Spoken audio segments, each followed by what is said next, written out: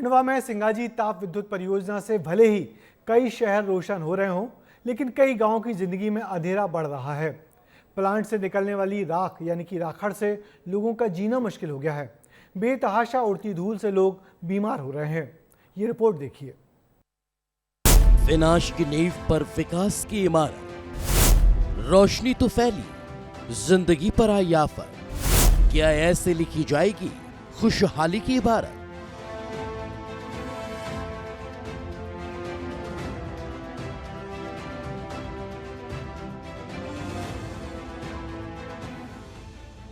जब हवा चलती है तो खंडवा जिले के दोगालिया में ऐसा ही धूल का बवंडर उठता है। ये बवंडर लोगों की जिंदगी को तहस नहस करने पर आमादा हो जाता है और नतीजा उस विकास का है जिससे हजारों घर रोशन तो हो रहे हैं, लेकिन सिंगाजी ताप विद्युत परियोजना के आसपास मौजूद हजारों लोगों की जिंदगी बर्बाद होने की कगार पर पहुंच गई। यहाँ 2500 मेगावाट से ज्यादा बिजली का उत्पादन हो रहा है और कोयले से बिजली बनाई जा रही है, जिससे निकलने वाली राखड़ ने आसपास की हवा को जहरीला कर दिया। ये देखा जाए कि ये राखड़ है और ये सिंगाजी ताप विद्युत परियोजना से निकलने वाली राखड़ है। यही राखड़ से आसपास के गांव के लोग काफी 10 साल से परेशान हो रहे हैं। 10 साल से लोग अपना आग्रह कर रहे हैं कि इस समस्या का हल किया जाए, लेकिन Madhya Pradesh power generating company के सिविल विभाग के द्वारा अभी तक किसी प्रकार का कोई उपाय नहीं किया गया है।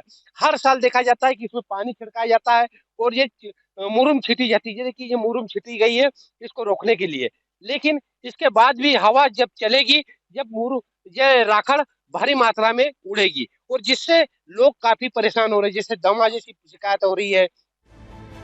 खुलेआम राखड़ को डंप किया जा रहा है, नियमों की धज्जियां उड़ाई जा रही हैं, जिससे आसपास के कई गांव प्रभावित हैं। दोगालिया, देवला माफी, दिनकरपुर, भुरलाय, भगवानपुरा। राखड़ बांध से उड़ती धूल लोगों के घरों तक पहुंच रही है, फसलों को तबाह कर रही है, जल स्रोतों को जहरीला कर रही है, साथ ही हवा में घुलकर उन्हें बीमार बना रही है, जिसकी वजह से दमा, सांस लेने में दिक्कत, फेफड़े संबंधी रोग, त्वचा रोग, खांसी, हृदय रोग, आंखों में जलन जैसी दिक्कतें सामने आने लगी है। लोगों का कहना है कि राखड़ ने उनका जीना मुहाल कर दिया, लेकिन परियोजना का एक भी अधिकारी उनके दुख तकलीफों को देखने नहीं आया। अरे सब राखड़ उड़ती है ना सर यहाँ। तो क्या दिक्कत आ रही है? अरे खांसी चलती है और क्या होता है, खांसी चलती है, बुखार आता है। अच्छा, पानी भी पियो तो कितने साल गंदा। से परेशान हो? अरे हम तो 4-6 साल से हो गए परेशान। ऐसी राखड़। रोज उड़ती है ना, हवा चली की उड़ी वो तो। अच्छा, हवा उसका- चलती जब हाँ हवा चलती खाने है। वगैरह में भी जाता है? अरे सब में जाता है, वो सब कपड़े लगते हो तो सब पूरे घर में बोरी बस हो जाती है। घर के अंदर जाती है, बच्चों को सांस लेने में दिक्कत आती है, खांसी चलती है, छोटे बच्चे हैं। अच्छा, अभी तो अधिकारी कोई ऑब्जेक्शन नहीं उठाए हैं हमने, अच्छा। और अभी तो कोई ये समस्या का हल भी नहीं निकाले हैं सामने वाले ने। लोग परेशान हैं, लेकिन अधिकारियों का दावा बेहद उलट है। उनकी माने तो नियमों का पूरा पालन किया जा रहा है और वो तमाम उपाय हो रहे हैं जिससे धूल न उड़े। सिविल के अधिकारी हैं जो, उनसे मेरी बात हुई है राखड़ के संबंध में, तो उनके द्वारा पूरा प्रयास किया जा रहा है कि वातावरण में राखड़ न उड़े।